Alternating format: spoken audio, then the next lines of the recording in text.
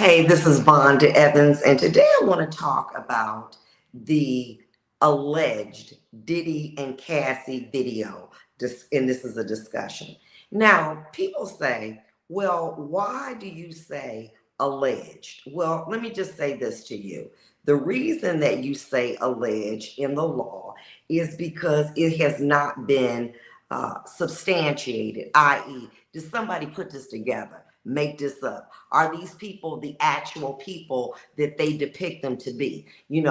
Is this Diddy? Is this Cassie? And how you do that is in a court of law from testimony either of the participants or somebody taking the video. Now, there are also questions about, allegedly this occurred back in 2016. Why now is it being leaked? Well, here's the situation. According to CNN, we don't know if this is true, but according to CNN, they allege that this video footage was actually bought by P. Diddy, and for, I think, like 50,000, I'm not sure. But in any event, they didn't have it or they gave it to him, etc. I'm not sure. So how did potentially it get leaked? Well, many times when the federal government is conducting an investigation, they have what's called historical witnesses. What are historical witnesses? Historical witnesses are witnesses that basically give you the history. They'll never testify. They'll just tell you about a plan, a scheme, etc. So maybe a historical witness might say, this particular incident occurred, and they'll give a date and a location. Well, then the federal government, if they're conducting an investigation, can go to that place and say, we need this video footage. Okay, you're not going to tell the feds no. Okay, it don't work that way. They'll find a way to give it to you. Okay, because what they'll do is 9 times out of 10, they'll have what's called a subpoena. And a subpoena is that you have to produce it. And so they'll figure out a way to produce what's requested. Now, how could it be leaked? Simple. A lot of times when an investigation is going on, the government will leak things to the media. They won't say where it's from. It'll just appear. Okay. And they'll have it and they potentially leak it. Why leak it? Well, for various reasons. Number one, to let the public know that there's a potential investigation into allegations. Doesn't mean it's been substantiated, but just to let you know, we are here. When you release to the public, who is a public? They are potential jurors if a criminal case should come about. And or most importantly, is to let people know who are considered the target. Here we come. We not playing with you. We on our way. The worst thing that a person, in my opinion, as a practicing attorney and former judge, is to play games with the federal government, making diss tracks, telling them, you came for us, but we got another play. Silly, the worst, the worst. Posting on social media, different things saying, come, keep coming. The worst. You don't want to do that. But it's to let them know we're coming. How long does a federal investigation potentially take if there is one? They can take up to 5 years. Why would it not be in the state in which it occurred? In states, you have what's known as a statute of limitations. That means that after a certain period of time, cases cannot be brought. They just cannot be.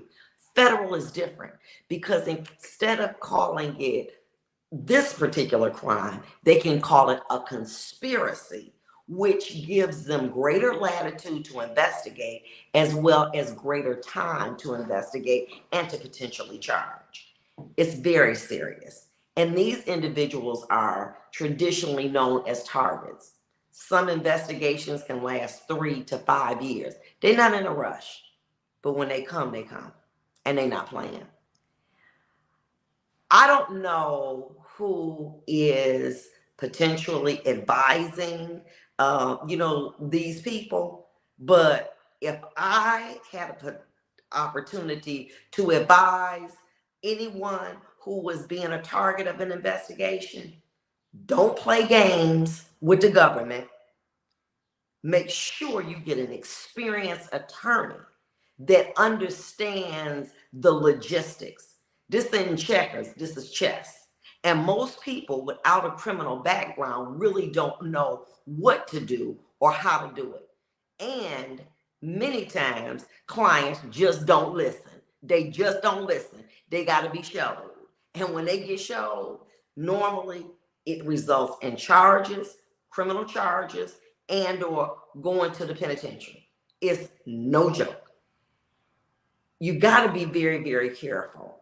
And this would go to Diddy or anybody that potentially may find themselves in a federal investigation. The first thing you need to do is get an experienced attorney who understands what the federal government, number one, is potentially looking for and how they're going to go about doing it.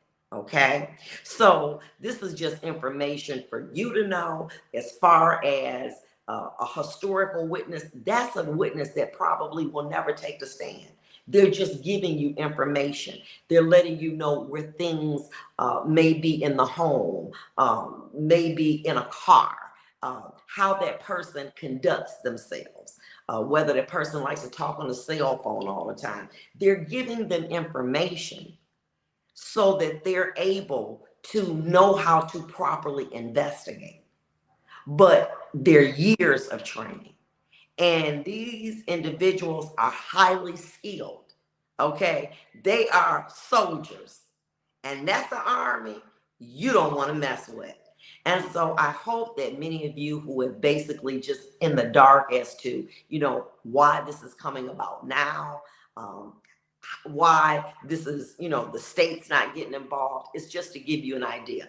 I don't know whether there's a federal investigation or not, but what we do know is that Homeland Security was the entity that actually went to those locations of his home. That's feds.